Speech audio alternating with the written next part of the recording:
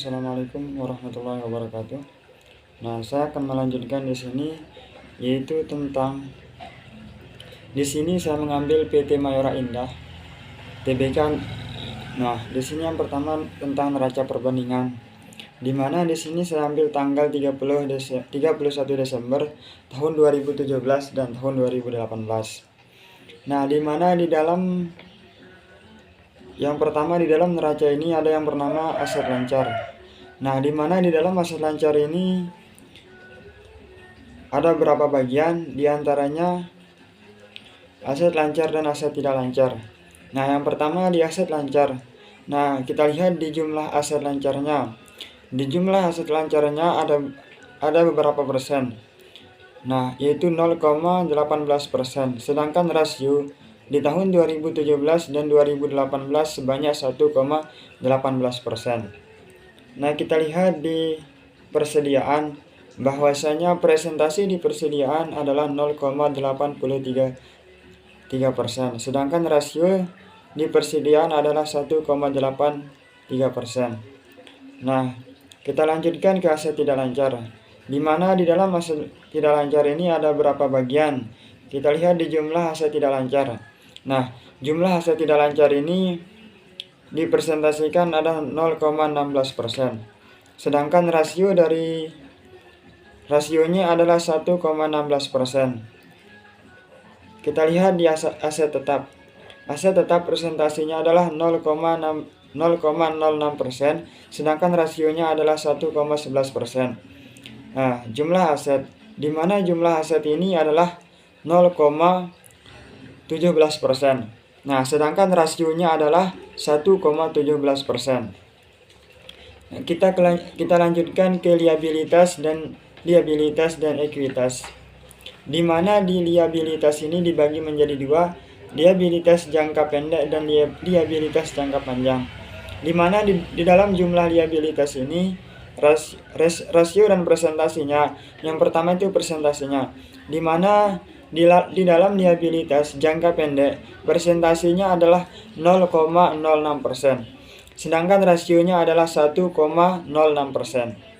Nah, sedangkan di jangka panjang, jumlah liabilitas jangka panjang mengalami penurunan, yaitu mengalami kerugian, yaitu 0. Presentasinya mengalami min, yaitu 0,71%.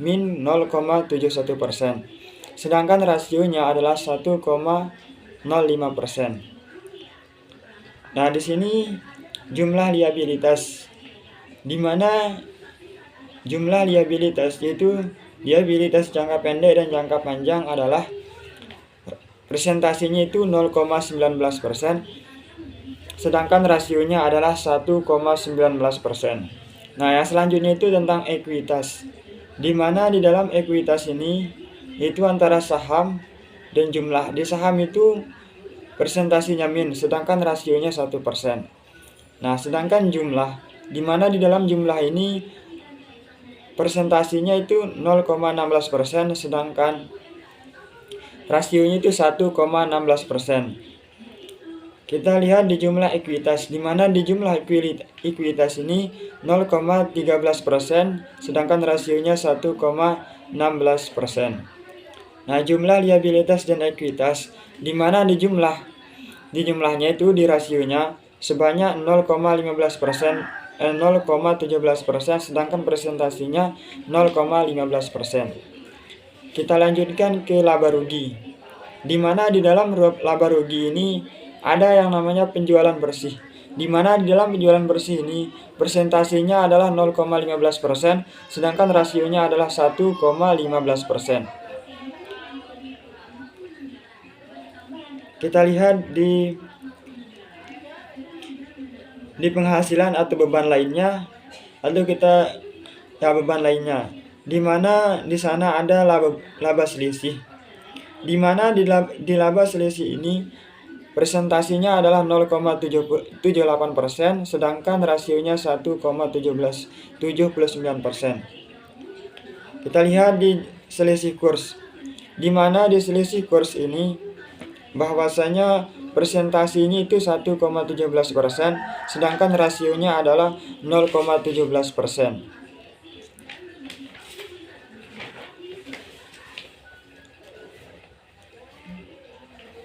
Kita lihat laba per saham, di mana di dalam laba per saham ini di tahun 2017 itu ada 71%, sedangkan di tahun 2018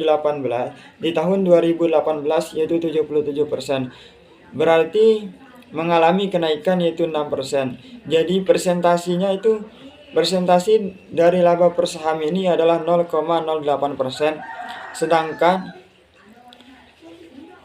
rasionya adalah 1,08%.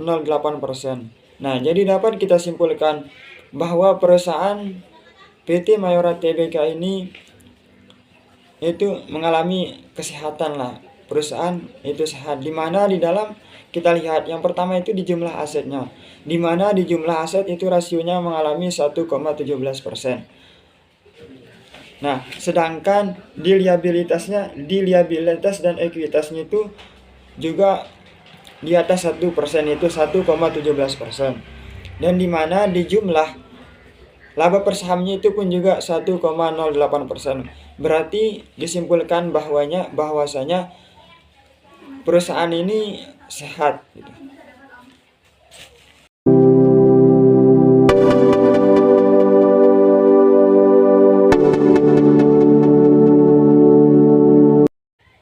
Baik, di sini saya akan melanjutkan ke pembahasan selanjutnya, yaitu tentang common size.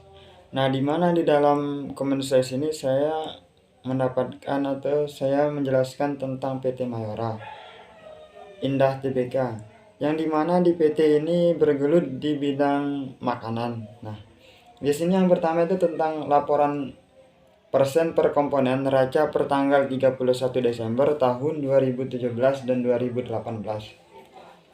Nah, di mana di dalam neraca ini ada beberapa akun, diantaranya aset, di mana di dalam akun aset ini ada namanya aset lancar dan aset tidak lancar. Nah, kita bisa lihat bahwasanya di sini ada beberapa. Nah, kita lihat di jumlah aset lancarnya, di mana di dalam jumlah aset lancar ini ada beberapa bagian, itu kita lihat dari totalnya, bahwasanya di tahun 2017 totalnya adalah 71%, sedangkan di tahun 2018 naik yaitu 72%. Jadi perbandingan di antara tahun 2017 dan 2018 adalah 1%. Kita lihat di persediaan di tahun 2017 dan 2018 bahwasanya dari totalnya itu di tahun 2017 bahwasanya persediaan itu sebanyak 12%, sedangkan di tahun 2018 sebanyak 19%. Kita lanjutkan ke jumlah aset tidak lancarnya. Nah, aset tidak lancarnya itu di sini sama, yaitu 28% di antara 2017 dan 2018. Nah, bahwasanya di sini kita bisa lihat di jumlah aset ini ada beberapa perbandingan. Kita lihat di jumlah di tahun 2017 ada 14 triliun.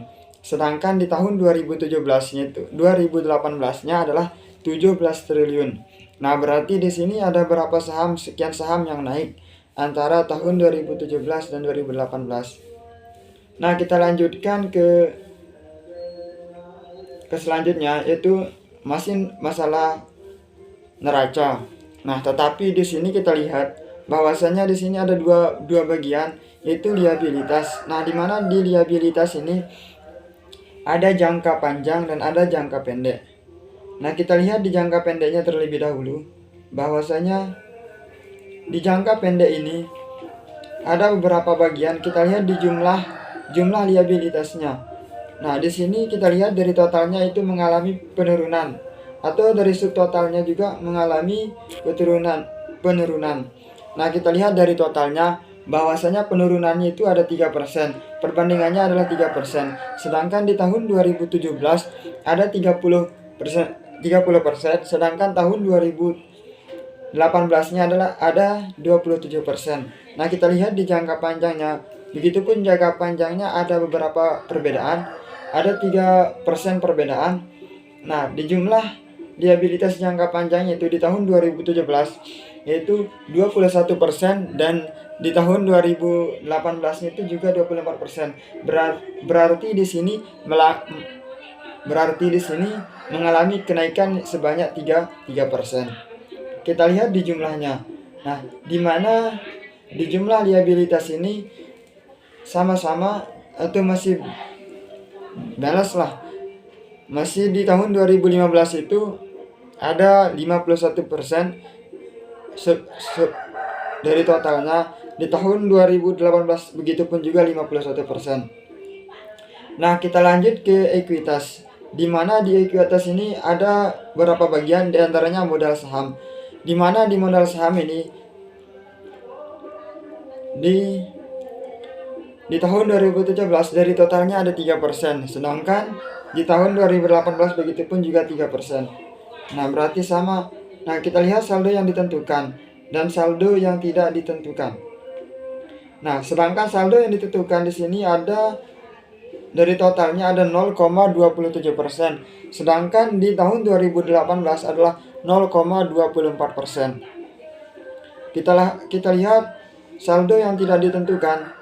Bahwasanya di sini saldo yang tidak ditentukan di tahun 2017 dan 2018 adalah sama. Itu sama-sama 45%. Kita lihat di jumlahnya. Jumlah ekuitasnya itu sama di tahun 2017 juga mengalami 49% dan sama-sama 49%. Kita lihat jumlah liabilitas dan ekuitas di sini mengalami kenaikan, yaitu di mana di jumlah liabilitas dan ekuitas di tahun 2017 ini yaitu 14 triliun dan tahun 2018-nya 17 triliun. Nah, kita lihat selanjutnya itu tentang laba rugi. Nah, di mana di dalam laba rugi ini ada beberapa akun, diantaranya penjualan bersih. Nah, kita lihat di penjualan bersihnya itu di tahun 2017 yaitu 20 triliun. Nah, di tahun 2018-nya mengalami kenaikan yaitu sebanyak 24 triliun. Yaitu sekitar kenaikannya adalah sekitar 3 triliun lebih. Kita lihat di laba usaha, di mana di laba usaha ini di tahun 2017 yaitu 12%, sedangkan di tahun 2018-nya itu 11%. Kita lihat beban pajak dari perusahaan. Kita lihat di tahun 2017-nya beban pajaknya adalah 3%. Begitupun di tahun 2018 yaitu 3%. Nah, jadi kesimpulan yang dapat saya ambil di sini, kita lihat dari sisi laporan keuangan di tahun 2017. Di tahun 2018 komposisi aset lancar sebagian besar berupa persediaan. Di mana persediaan ini 19% dari total aktifanya itu 26% dari total aset lancar. Hal ini mengindikasikan bahwa ada permasalahan atau ada masalah lah dalam mempromosikan atau penjualan barang. Nah, sedangkan di laba rugi secara absolut atau relatif perusahaan mengalami penurunan laba, di mana di laba ini kita lihat di tahun 2017-nya itu ada 12%, sedangkan di tahun 2018-nya itu ada 11%. Berarti di sini di laba usaha itu mengalami penurunan sekitar 1%. Nah, itu adalah kesimpulan dari perusahaan ini. Mungkin hanya itu, sekian dari saya. Assalamualaikum warahmatullahi wabarakatuh.